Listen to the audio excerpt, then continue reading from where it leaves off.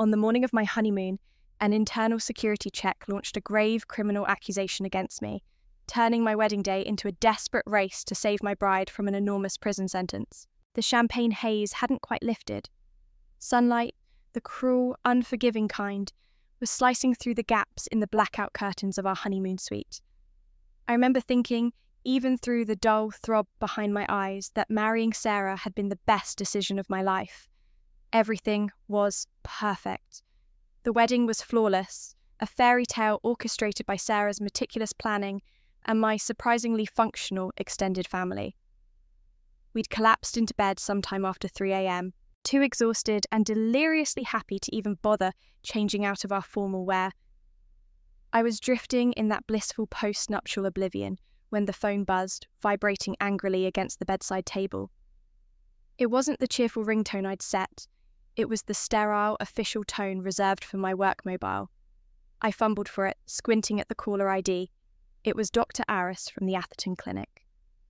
My stomach did a slow, sickening lurch, instantly evaporating the lingering warmth of the previous night.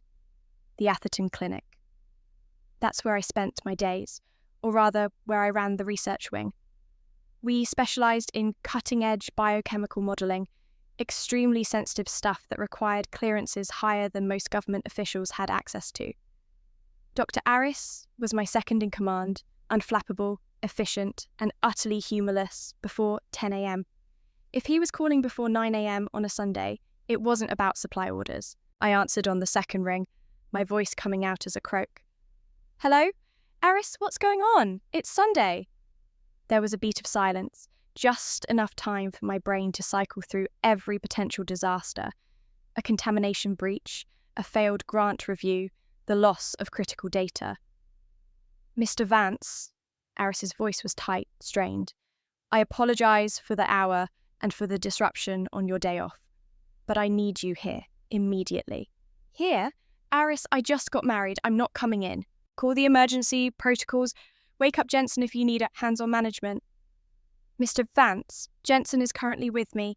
He's been detained temporarily, and this isn't a standard protocol issue. This involves Project Chimera, specifically the external audit logs from last Tuesday." My blood ran cold.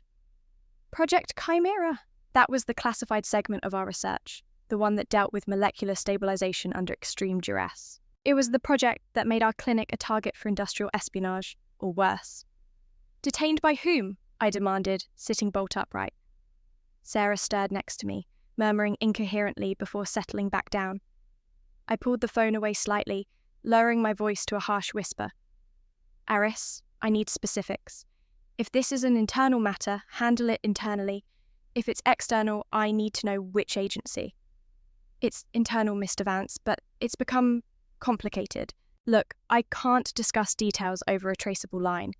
The call monitoring system flagged the initial automated report immediately. They know someone accessed the level 4 vault remotely just after midnight and pulled the core server mirror." "Pulled the mirror? That's impossible. Only 3 people have the biometric key, and 2 of those were with me last night, celebrating." "The third key holder, Dr. Ramirez, is currently answering questions at the regional headquarters.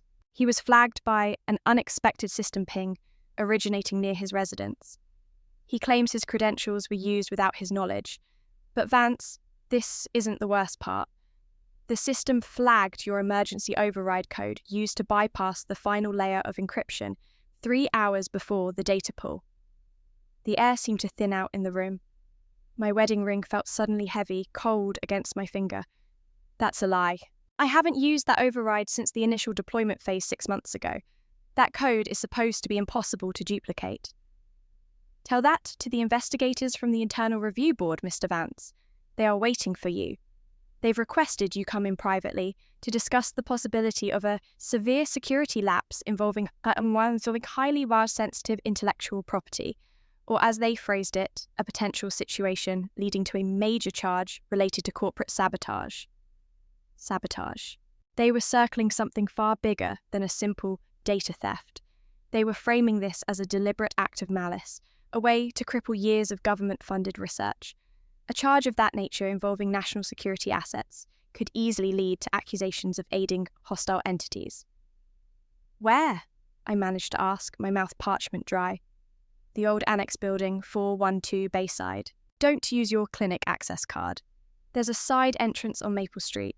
Use the access phrase, 'The stars are cold tonight.' They'll let you in. Please, hurry. They have already alerted the department heads that a serious internal breach has occurred and they're ready to make an example of someone by morning." I hung up the phone, my hand shaking so violently I almost dropped it again. I looked over at Sarah, beautiful, innocent Sarah, still sleeping peacefully, oblivious to the fact that her new husband was being summoned for what sounded suspiciously like a trap laid by his own superiors. I had to find out who had used my code and why they were pointing the finger directly at me, the newly crowned head of the department. I slipped out of bed, pulling on a dark suit jacket and jeans, the expensive silk of my wedding shirt feeling suddenly like a stage costume. I scribbled a quick note, "Urgent work crisis. Back by noon." Don't worry, a lie that would unravel before the sun reached its zenith. I grabbed my keys, slid out the door, and was halfway down the hotel corridor when the second call came through. It wasn't Aris. It was an unknown number, private relay. Hesitantly, I answered. "Vance." A harsh, unfamiliar voice cut through the line, completely devoid of emotion. "You have 10 minutes to get to Bayside, and listen carefully. When you go in, you are not there to clear your name. You are there to retrieve one specific, small, titanium data chip that Ramirez failed to secure. If you fail to bring that chip back to us within the hour, your beautiful new wife will wake up to a visit from the federal investigators regarding an entirely different and much more permanent security violation involving illegal possession of restricted materials on her person." My breath hitched. The corridor suddenly felt too narrow, the carpet too thick to run on. "What are you talking about?" "Sir? Illegal materials? That's insane." "Is it?" The voice countered smoothly, chillingly. "You signed confidentiality agreements that carry teeth, Vance. We know about the antique lockbox she keeps in her vanity drawer. The one you gave her last Christmas, claiming it was just sentimental value. We know what's inside, and we know how easily something that's sentimental can be misinterpreted by an aggressive internal audit team, searching for evidence of foreign influence on key scientific personnel." My mind raced. The lockbox. It was a beautiful 19th century relic I'd found in a Parisian antique shop. I'd given it to her just before our engagement party. She'd been delighted. I remember thinking it was silly, maybe a bit too ostentatious, but she'd insisted on filling it with tiny precious things, old photographs, a dried flower from her grandmother's garden, and... Wait. When I had that box restored a few years back, the jeweller had pointed out a tiny, almost invisible compartment built into the base, accessible only by pressing a specific sequence on the brass inlay. I tested it once, out of curiosity, and found a single, small, nondescript metallic object inside. A memory stick, maybe. I'd promptly forgotten about it, assuming it was junk left by a previous owner, and closed the compartment. I never told Sarah it even existed. "Who are you people?" I spat out, leaning against the wall, trying to steady my breathing. If these people, whoever they were, had access to Ramirez's movements, knew about the override code, and somehow knew the contents of Sarah's private jewelry box, they were deep. Deeper than the internal review board. This was not just about Chimera anymore. "We are the cleanup crew, Vance, and you have precisely 9 minutes to get to Maple Street. You go in, you retrieve the chip Ramirez failed to grab, it's labelled Janus Key, and you bring it out. If you involve the authorities before you have that key in your hand, the anonymous tip about your wife goes live. Your wedding day will become the prelude to a very ugly federal investigation that will destroy her life, regardless of whether she's guilty or not." The choice was agonizingly clear. Walk into a highly suspicious meeting, potentially implicating myself further in the Chimera breach, or risk Sarah's immediate ruin based on a hidden object I barely remembered. I made my decision. I couldn't let them touch her. I hailed the first cab I saw, shouting the address for Bayside, 412. The drive was agonizing. Every flashing light, every moment the cab slowed felt like a delay that could cost Sarah everything. I used the time to try and piece together the fractured timeline. Ramirez was compromised. My code was used. Someone was manipulating both ends of the crisis, the internal security failure and the threat against my wife. When the cab dropped me off near a deserted industrial waterfront, the sky was still greying toward morning. The annex was a monolithic, brutalist structure, all concrete and tinted glass, looking more like a forgotten bunker than a research facility overflow. I found the side entrance on Maple, a rusted steel door tucked behind a dumpster overflowing with shredded cardboard. I took a deep breath, trying to look like a man walking into a tense meeting, not a pawn being maneuvered into a deadly game. I knocked twice, sharply, then waited. A voice crackled from a hidden speaker next to the frame. "Password? The stars are cold tonight." There was a heavy mechanical clunk and the door swung inward, revealing not security guards, but a single, impeccably dressed man leaning against a wall inside the dimly lit concrete hallway. He looked like a high-end executive who had misplaced his portfolio. Calm, expensive suit, perfectly combed hair. He didn't look like law enforcement or even clinic security. "Mr. Vance, right on time, 5 minutes to spare, which is good. We prefer punctuality when lives and careers are on the line." He smiled, a gesture that didn't reach his eyes. "Welcome to the negotiation table." He gestured down a long, bare hallway ending in a single heavy steel door. "In there, you will find the person who used your override code. He's currently very cooperative. You have exactly 3 minutes to extract the location of the Janus key chip from him, or we end this conversation now. And I guarantee you, Vance, if you walk out of here without the chip, the clock starts ticking on your wife's antique lockbox."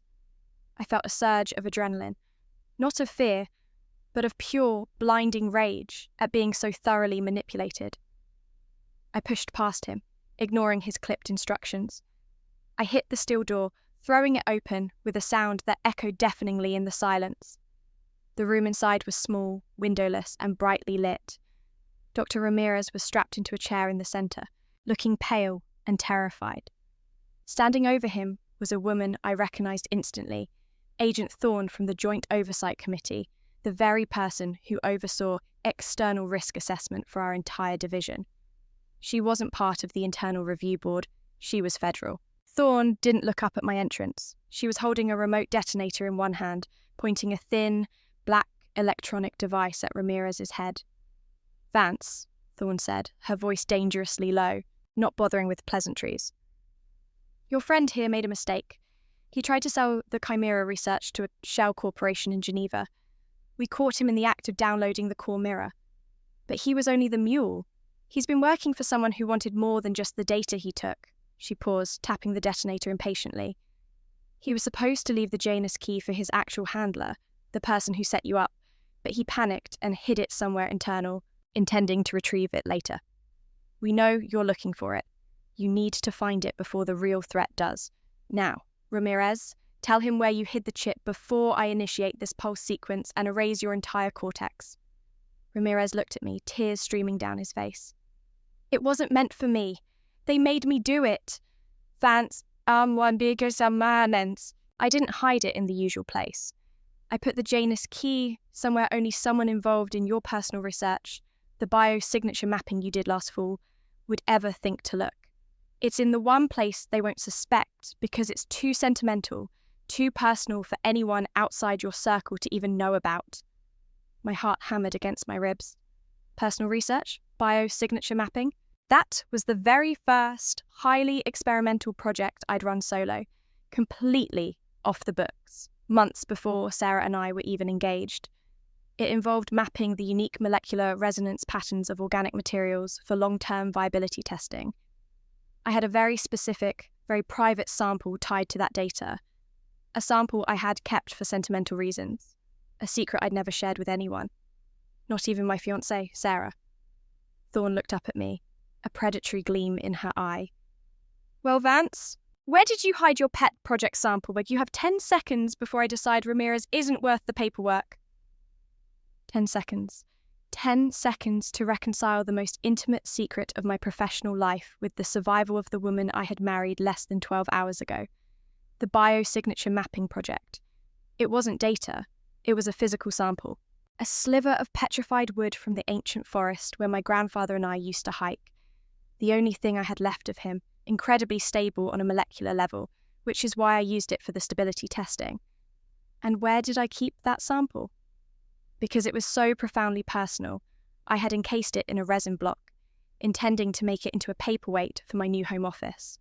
I'd left the prototype block, the resin holding the wood sliver, which also contained the microscopic Janus key chip, in the last place I'd worked on it, the place I thought would be safest from any official scrutiny, because it was entirely outside the clinic's network. The home office I had just finished building in our new house. Sarah's vanity drawer was a diversion. A carefully planted false trail designed to give the manipulator plausible leverage over me if I failed to comply. The real target was always the Janus key, and the key was sitting in a resin block on my desk, waiting for me to put my feet up. "It's not Ramirez's fault he was framed for the Chimera download," I barked, my voice suddenly steady, cutting through the tense air. "He was a distraction.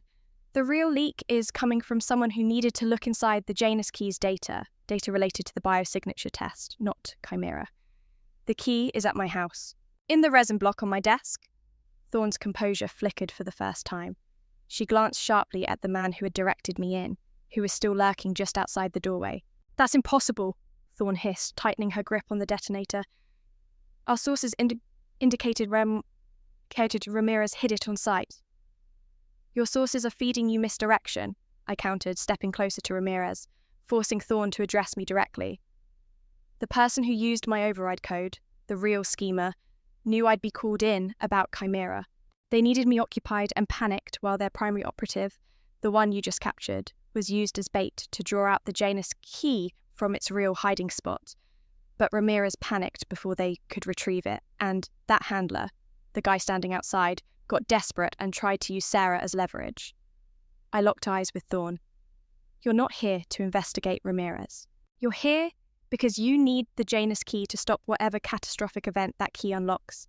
And you believe I'm the only one who can get it before the outside network does. You need me alive, and you need Sarah untouched, because you know she's the only way to control me if this blows up." Thorne lowered the remote slightly, a calculated risk. "And what makes you think we won't just take you into custody now?"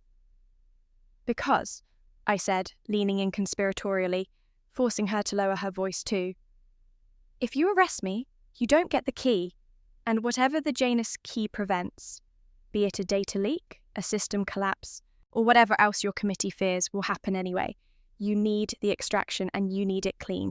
You need me to bring it back here." The man from outside, sensing the shift in dynamics, finally stepped fully into the room. He wasn't holding a weapon. He was holding a secure, encrypted tablet. "Agent Thorne is correct, Vance," the man stated, his voice now sounding like a practiced negotiator. "We are moving past the initial accusation of corporate sabotage. The breach was designed to force you to reveal the key's location. We are not the internal review board. We are the pre-emptive containment unit. The Janus key is rumoured to contain a kill switch sequence for the entire Chimera infrastructure, designed by the original architect in case the project ever fell into unstable hands. Your predecessor set it up. And who exactly are you protecting this kill switch from?" I pressed. "From the same people who tried to recruit Ramirez, a radical network dedicated to destabilizing high-value technological assets. They don't want the research, they want the capability to shut it down remotely, holding entire sectors hostage." The pieces snapped into place. A rival group attempting a hostile takeover via technological sabotage, using Ramirez as a patsy and me as the desperate extraction specialist, while framing Sarah to ensure compliance. "Fine," I said, pushing back from Ramirez's chair. "I go home, I retrieve the key, and I bring it back here. But I want two things secured before I leave this building. Ramirez is released into my custody for safekeeping until the threat is neutralized, and Agent Thorne contacts my wife, personally, giving her a clean bill of health and explaining that any further anonymous contact will be treated as a direct threat against federal interests. Deal?" Thorne hesitated for only a beat, glancing at the tablet the negotiator held. "Deal," The operative outside will accompany you, he drives. You retrieve the key. You return here. No detours. If you try to contact Sarah or anyone else outside this secured channel, the original threat against her activates immediately. And Vance, Thorne warned, her voice dropping to a deadly whisper as the negotiator placed a scrambler phone in my hand.